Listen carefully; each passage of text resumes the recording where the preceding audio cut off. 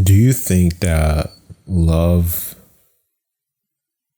or infatuation ever dies out? Like, when you think about when you're in love with someone and they just make you feel these feelings that you've never felt before, and you are just like on their beck and call, like you're there every time they need you, and you try not to fight it. Like, I felt that a lot in elementary school, where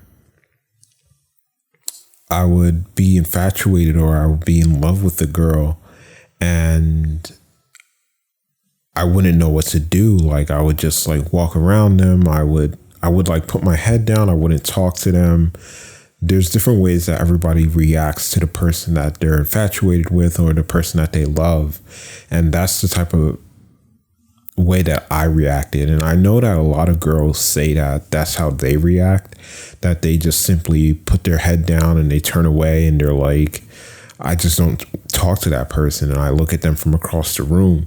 That's very much how I do it. Like, May, on the other hand, she's like, when she sees someone that she likes, she goes and grabs them, like she points at them and they're like, hey, you come over here. But me, very much the other way. Like, for example, there's this girl at my doctor's office. She doesn't work in the doctor's office, but she works near it. And every time I go to see the doctor, which is monthly, I see her. And for about 2 years, I've seen her and I've never said a word to her. And after 2 years, I finally went up to her and I was like, hi.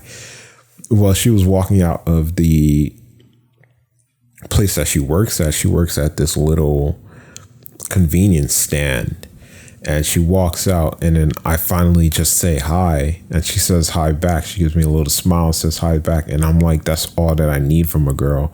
Like, I don't need much else. And that's like infatuation right there, because I don't really know her. I haven't talked to her before. I don't know if she likes me back. But then there's love, where that person actually loves you back. And that's just a whole different story. We can definitely fight it, that infatuation. Like, we don't have to act on it. And it's very hard not to. But when you do it over and over again throughout your life, like, it gets easier. You know what I mean? Like, there's guys that go out there and they go headhunting. That's what I call it, where they're just looking for a girl and they're like, I'm going to say hi to her. I'm going to do whatever it takes to get her to notice me. And I'm going to have a good night. Like, either it's going to be a hit or miss. And for me, it's just like, I won't even try to do anything. And I've been trying to change that a little bit, because I fight it a lot. That's exactly what I do. I don't push it. I don't try, because you can get very delusional. Like, you can be like, this, if I like her, that means she likes me back. So the fact that I like her means that she automatically likes me too. And that only works if the girl comes up to you and says that she likes you back. I've had instances where a girl has liked me and I didn't like her back. So that debunks my little theory that if you like her, she definitely likes you back. And like, it doesn't really work. Depending on how they look, it may never go away. Like, for example, there was this girl that I liked in back in middle school, and I was definitely infatuated with her. I was like, yo, I really like this girl. I want to say something to her. Every day I saw her and I was like, I want to say something to her. I want to ask her out. I'm a very quiet kid, so I don't say much.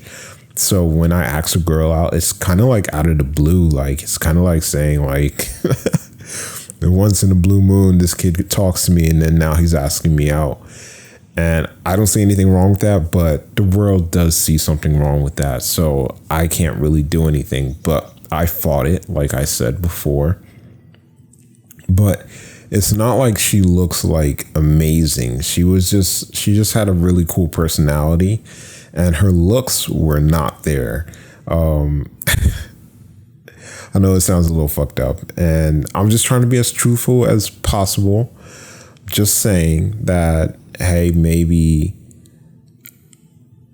I saw that and I didn't act on that for that reason.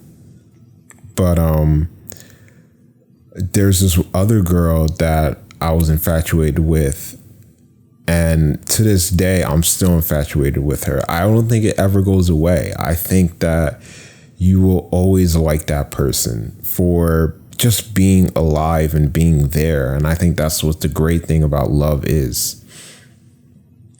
If we're talking about love or purely infatuation, like people that we see on television or classmates or people that we are working with, like definitely love is something more deeper.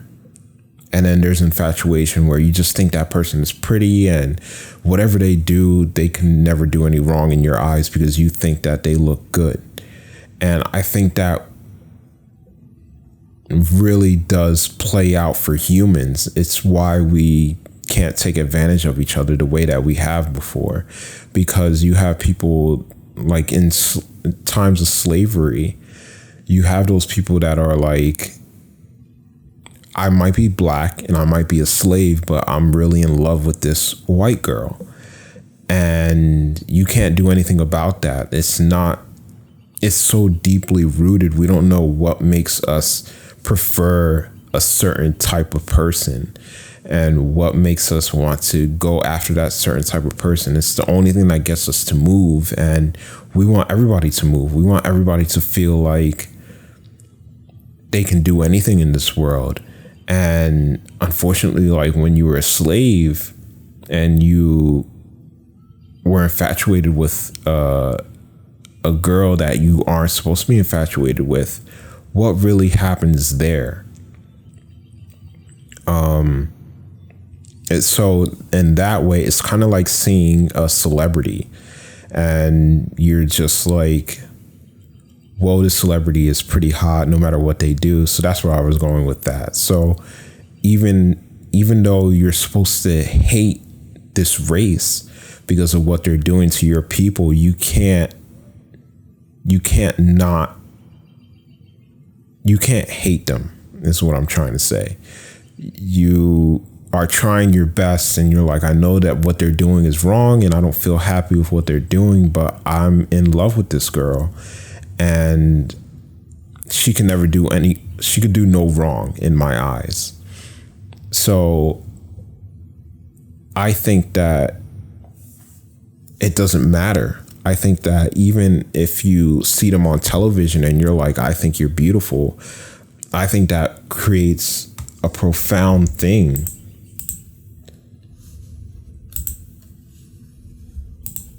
that you can't do anything about. You know what I mean? So,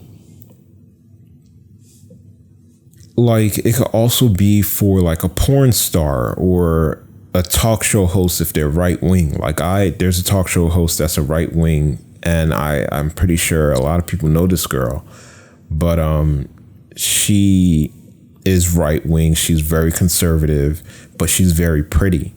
And I follow her simply because she is pretty and simply because I'll hear her out. There's people that are like, if they believe in something, I will never listen to them. I won't pay any attention to them. But I think that it goes a little bit deeper than that. It's why we're humans.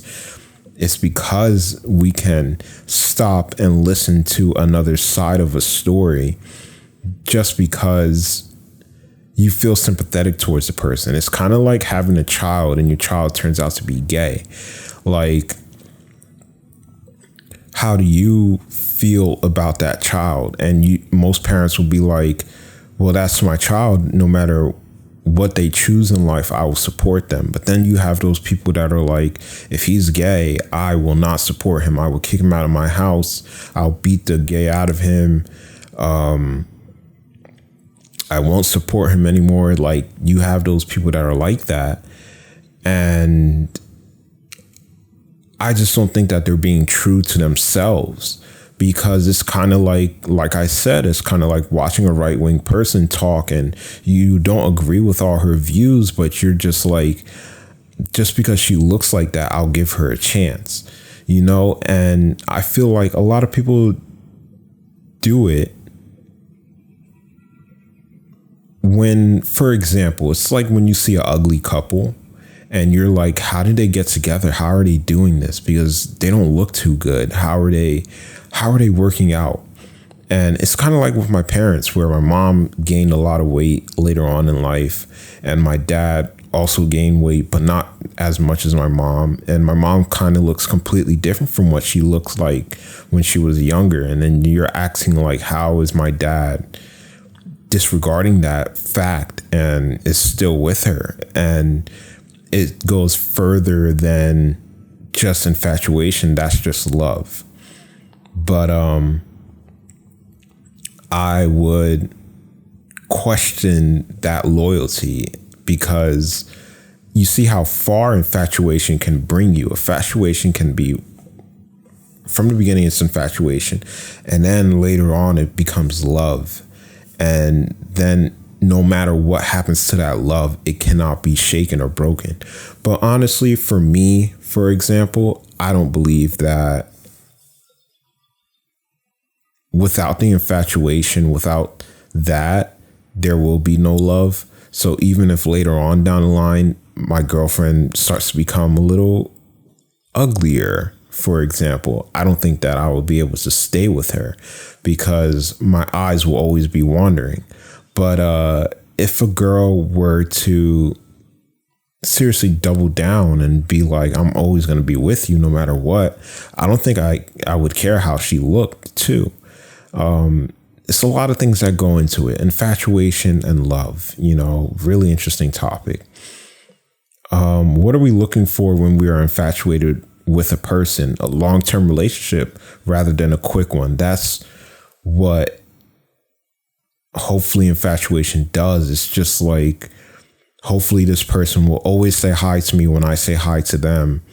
There will always be that give and take between us, no matter if she's mine or if she's not. Like, for example, I think Alyssa is the most beautiful girl in the world. She's one of my classmates, and I very quickly fell for her.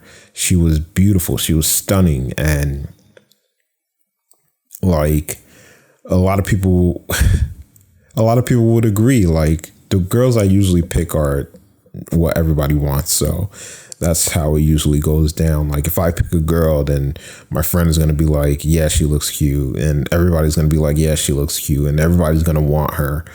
But, yeah, like, the fact that I can send her a message when I'm 25 years old and she sends one back, it makes me feel so much better. But I always want more. I always want like a deeper connection.